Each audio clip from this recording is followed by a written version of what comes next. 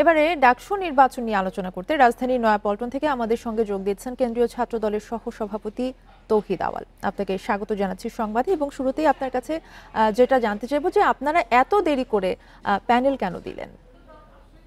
ধন্যবাদ আপনাকে। ছাত্রদল হচ্ছে একটি মানে গভীর সমুদ্র। এখানে কিন্তু ছাত্রদলের রুট হচ্ছে আপনার ঢাকা থেকে শুরু করে টেকনাফ তেতুলিয়া পর্যন্ত বিস্তৃত। তো ছাত্রদল করার জন্য আগ্রহী আমাদের অনেকেই আছে, এবং প্যানেল সিলেক্ট করা, এর মধ্যে থেকে যোগ্য ব্যক্তিকে তাদের ছাত্র সংসদের প্রতিনিধি নির্বাচন করা, এটি কিন্তু অত্যন্ত কঠিন কাজ। আপনার ধরেন এক ফ্যামিলিতে যদি 7 জন 8 জন সন্তান থাকে, এর মধ্যে কিন্তু সবাইকে একজনকে যোগ্য বলা, এটা কিন্তু খুব টাফ সিলেক্ট করা। তার মধ্যে থেকে এই জন্য আমরা সময় নিয়েছি যে ডাকসুর সকল আশা আকাঙ্ক্ষা যারা পূরণ করতে পারবে তাদেরকে দিয়েই আমরা এই প্যানেলটি সিলেক্ট করেছি। আপনি দেখবেন যে আমাদের VP candidate Abid, GS candidate Hamim এবং এজিএস ক্যান্ডিডেট মাইদ, এরা অত্যন্ত সুপরিচিত মুখ।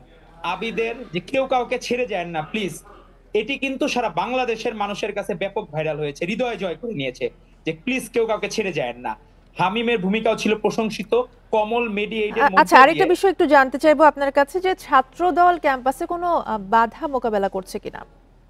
ছাত্রদল অবশ্যই, কারণ ছাত্রদল জনপ্রিয় হওয়ার কারণে বাকিরা অনেকে, আপনি দেখবেন সবচেয়ে অ্যালার্মিং বিষয় হচ্ছে হল কমিটি ঘোষণার পরে যে মব সৃষ্টি করলো, সেই মবের যারা কারিগর ছিল এদের মধ্যে থেকে আবার শিবিরের 2-1 জন প্যানেলে আমরা দেখলাম সেই মুখগুলা যারা এই মব সৃষ্টি করেছিল।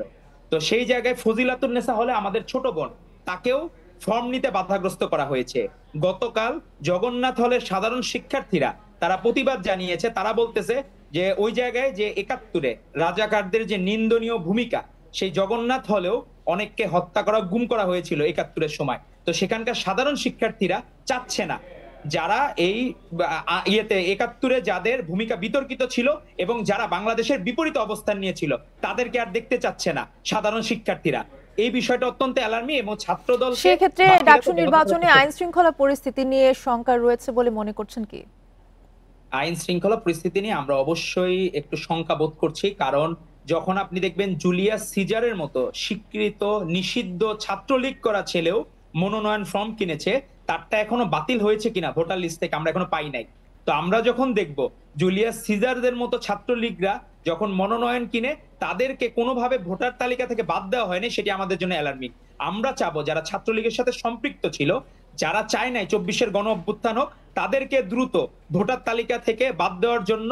আর আইন শৃঙ্খলা বাহিনী আমরা অনুরোধ করব আমাদের ভিসি মহোদয়ের কাছে, এবং সারা বাংলাদেশ মুখিয়ে আছে একটি সুন্দর নির্বাচনের জন্য।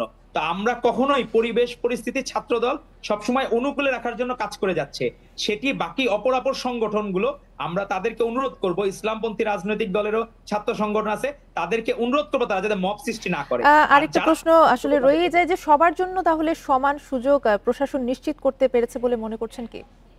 না, সবার জন্য সমান সুযোগ তো হচ্ছে না। ছাত্র দলের যখন কেউ ক্যান্ডিডেট আপনার ফর্ম নিতে যাচ্ছে, তাকে যখন বাধাগ্রস্ত করা হয়, কখনো সাধারণ শিক্ষার্থীদের লেবাসে, কখনো ইসলামপন্থী ছাত্র সংগঠনের লেবাসে, এটি তো অত্যন্ত অ্যালার্মিং। তো এটা তো লেভেল প্লেইং ফিল্ড হয় না। আপনি আমার হাত পা বেঁধে রেখে আপনি মাঠে নামতে বলবেন, তা তো হবে না। তো এখন যদি সবার আন্তরিক সহযোগিতা প্রয়োজন, লেভেল প্লেইং ফিল্ড এখনো হয় নাই, তবে আমরা আশা করছি ভোটার তালিকা থেকে যদি ছাত্রলীগের নামগুলা বাদ যায়, এবং এই যে কোনো সময় দ্রুত মব সৃষ্টি হলে, ভিসি দেখা গেল 500-700 লোক মিলে মব সৃষ্টি করলো, সেটিতে রাজি হয়ে গেল, এই ধরনের মব যাতে সৃষ্টি না হয়, তাহলেই লেভেল প্লেইং ফিল্ড হওয়া সম্ভব। জি, ধন্যবাদ আপনাকে। ধন্যবাদ আপনাকে আমাদের সাথে যুক্ত হওয়ার জন্য।